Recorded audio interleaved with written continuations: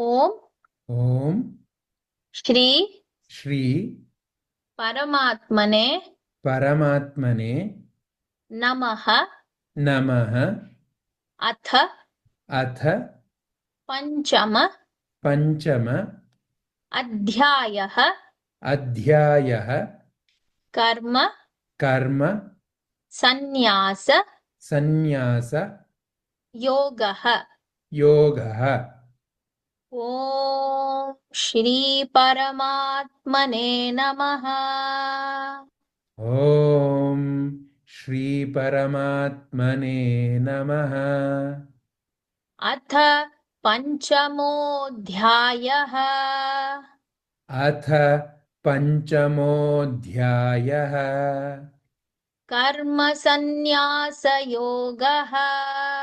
कर्म संन्यास योगः। ॐ श्री परमात्मने नमः। अथ पंचमोऽध्यायः। कर्म संन्यास योगः। ओम श्री परमात्मने नमः। अथ पंचमोऽध्यायः। कर्म संन्यास योगः। Salutations to the most auspicious divine in all. Henceforth, fifth chapter named the Yoga of Renunciation of Action. ಎಲ್ಲರಲ್ಲಿಯೂ ಇರುವ ಅತ್ಯಂತ ಮಂಗಳಕರವಾದ ಪರಮಾತ್ಮನಿಗೆ ನಮಸ್ಕಾರಗಳು. ಇನ್ನು ಮುಂದೆ ಕರ್ಮಸನ್ಯಾಸದ ಯೋಗ ಎಂಬ ಹೆಸರಿನ 5ನೇ ಅಧ್ಯಾಯವು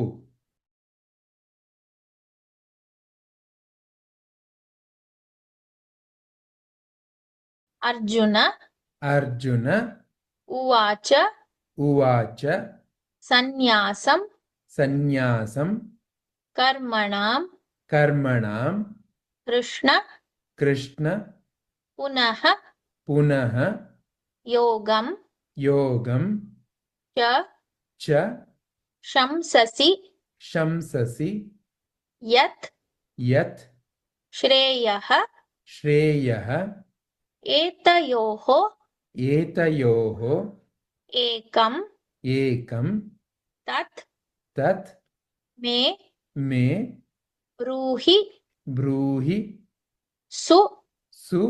सुनिश्चितम्। ನಿಶ್ಚಿತಂ. अर्जुन उवाच ಅರ್ಜುನ ಉವಾಚ सन्न्यासं कर्मणां कृष्ण ಸನ್ಯಾಸಂ ಕರ್ಮಣಾಂ ಕೃಷ್ಣ पुनर्योगं च शंससि ಪುನರ್ಯೋಗಂ ಚ ಶಂಸಸಿ यच्छ्रेय एतयोरेकम् ಯಚ್ಛ್ರೇಯ ಏತಯೋರೇಕಂ तन्मे ब्रूहि सुनिश्चितम्। ತನ್ಮೇ ಬ್ರೂಹಿ ಸುನಿಶ್ಚಿತಂ. अर्जुन उवाच सन्न्यासं कर्मणां कृष्ण पुनर्योगं च शंससि ಅರ್ಜುನ ಉವಾಚ ಸನ್ಯಾಸಂ ಕರ್ಮಣಾಂ ಕೃಷ್ಣ ಪುನರ್ಯೋಗಂ ಚ ಶಂಸಸಿ यच्छ्रेय एतयोरेकं तन्मे ब्रूहि सुनिश्चितम्। ಯಚ್ಛ್ರೇಯ ಏತಯೋರೇಕಂ ತನ್ಮೇ ಬ್ರೂಹಿ ಸುನಿಶ್ಚಿತಂ.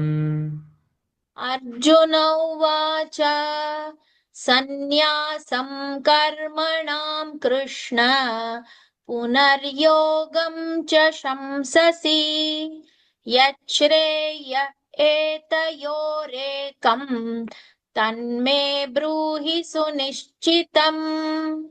ಅರ್ಜುನ ಉವಾಚ ಸನ್ಯಾಸಂ ಕರ್ಮಣಾಂ ಕೃಷ್ಣ ಪುನರ್ಯೋಗಂ ಚ ಶಂಸಸಿ ಯಚ್ಛ್ರೇಯ ಏತಯೋರೇಕಂ ತನ್ಮೇ ಬ್ರೂಹಿ ಸುನಿಶ್ಚಿತಂ. Arjuna said, O Shri Krishna, you praised karma sannyasa, the path of renunciation of actions, and you also advised to do karma yoga, work with devotion. Please tell me decisively which of the two is more beneficial. Arjuna ಹೇಳಿದನು, ಓ ಶ್ರೀಕೃಷ್ಣ, ನೀನು ಕರ್ಮಸನ್ಯಾಸವನ್ನು ಅಂದರೆ ಕರ್ಮತ್ಯಾಗದ ಮಾರ್ಗ ಹೊಗಳಿದ್ದೀಯ ಮತ್ತು ಕರ್ಮಯೋಗವನ್ನು ಅಂದರೆ ಭಕ್ತಿಯಿಂದ ಕೆಲಸ ಮಾಡುವುದು ಮಾಡಲೂ ಸಹ ಸಲಹೆ ನೀಡಿದ್ದೀಯ. ದಯವಿಟ್ಟು ಎರಡರಲ್ಲಿ ಯಾವುದು ಸರಿಯಾದ ಮಾರ್ಗ ಎಂದು ನಿರ್ಣಾಯಕವಾಗಿ ನನಗೆ ಹೇಳು.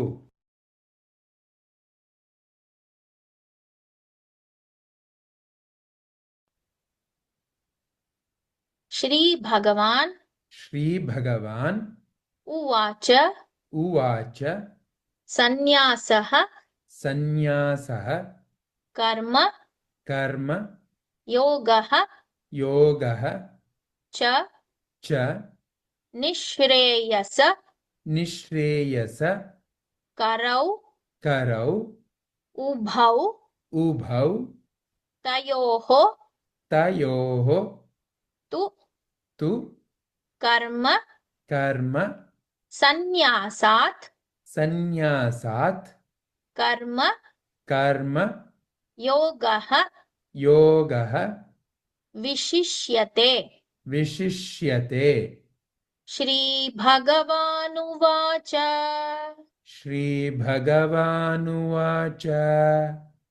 ಸನ್ಯಾಸಃ ಕರ್ಮಯೋಗಶ್ಚ ಸನ್ಯಾಸಃ ಕರ್ಮಯೋಗಶ್ಚ ನಿಶ್ರೇಯಸಕರಾವುಭೌ ನಿಶ್ರೇಯಸಕರಾವುಭೌ ತಯೋಸ್ತು ಕರ್ಮ ಸನ್ಯಾಸಾತ್ ತಯೋಸ್ತು ಕರ್ಮ ಸನ್ಯಾಸಾತ್ ಕರ್ಮಯೋಗೋ ವಿಶಿಷ್ಯತೆ. ಕರ್ಮಯೋಗೋ ವಿಶಿಷ್ಯತೆ. ಶ್ರೀಭಗವಾನುವಾಚ ಸನ್ಯಾಸಃ ಕರ್ಮಯೋಗಶ್ಚ ನಿಶ್ರೇಯಸ್ಸಕರಾವುಭೌ. ಶ್ರೀಭಗವಾನುವಾಚ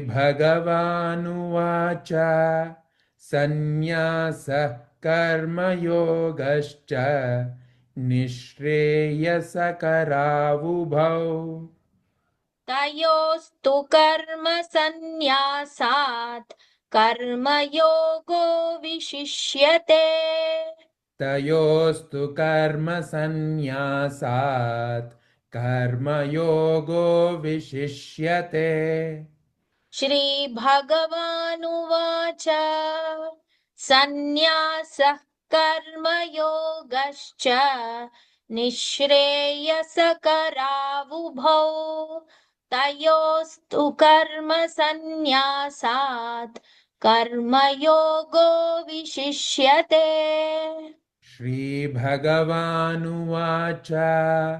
ಸನ್ಯಾಸಃ ಕರ್ಮಯೋಗಶ್ಚ ನಿಶ್ರೇಯಸಕರಾವುಭೌ ತಯೋಸ್ತು ಕರ್ಮ ಸನ್ಯಾಸಾತ್ ಕರ್ಮಯೋಗೋ ವಿಶಿಷ್ಯತೆ. The Supreme Lord said, both the path of karma sannyasa, renunciation of actions, and karma yoga, that is working in devotion, lead to the supreme goal. But karma yoga is superior to karma sannyasa. ಪರಮಾತ್ಮನು ಹೇಳಿದನು, ಕರ್ಮಸನ್ಯಾಸ ಅಂದರೆ ಕರ್ಮಗಳನ್ನು ತ್ಯಜಿಸುವುದು ಮತ್ತು ಕರ್ಮಯೋಗ ಅಂದರೆ ಭಕ್ತಿಯಿಂದ ಕೆಲಸ ಮಾಡುವುದು ಎರಡೂ ಪರಮಗುರಿಯತ್ತ ಕೊಂಡೊಯ್ಯುತ್ತವೆ. ಆದರೆ ಕರ್ಮಯೋಗವು ಕರ್ಮಸನ್ಯಾಸಕ್ಕಿಂತ ಶ್ರೇಷ್ಠವಾಗಿದೆ.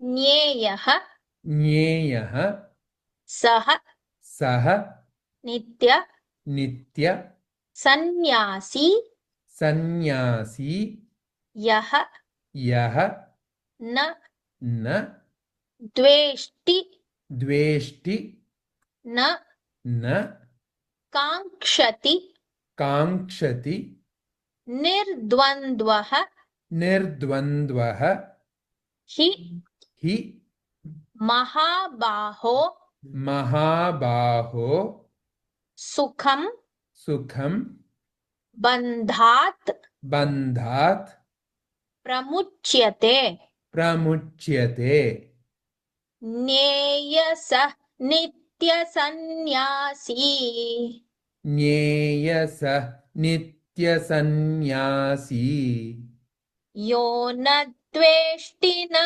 ಕಾಂಕ್ಷತಿ ಯೋ ನ ದ್ವೇಷ್ಟಿ ನ ಕಾಂಕ್ಷತಿ ನಿರ್ದ್ವಂದ್ವೋ ಹಿ ಮಹಾಬಾಹೋ ನಿರ್ದ್ವಂದ್ವೋ ಹಿ ಮಹಾಬಾಹೋ ಸುಖಂ ಬಂಧಾತ್ ಪ್ರಮುಚ್ಯತೆ ಸುಖಂ ಬಂಧಾತ್ ಪ್ರಮುಚ್ಯತೆ ಜ್ಞೇಯಸಃ ನಿತ್ಯ ಸನ್ಯಾಸಿ ಯೋ ನ ದ್ವೇಷ್ಟಿ ನ ಕಾಂಕ್ಷತಿ ಜ್ಞೇಯಸಃ ನಿತ್ಯ ಸನ್ಯಾಸಿ ಯೋ ನ ದ್ವೇಷ್ಟಿ ನ ಕಾಂಕ್ಷತಿ ನಿರ್ದ್ವಂದ್ವೋ ಹಿ ಮಹಾಬಾಹೋ ಸುಖಂ ಬಂಧಾತ್ ಪ್ರಮುಚ್ಯತೆ ನಿರ್ದ್ವಂದ್ವೋ ಹಿ ಮಹಾಬಾಹೋ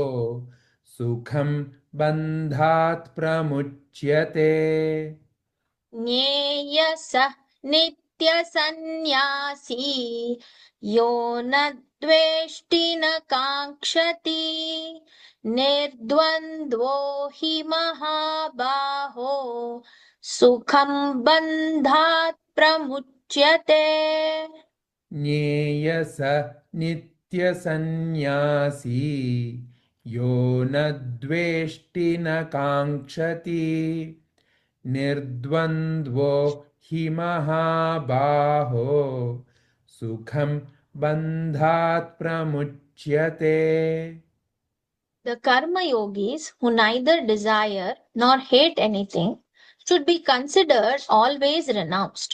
Free from all dualities, they are easily liberated from the bonds of material energy.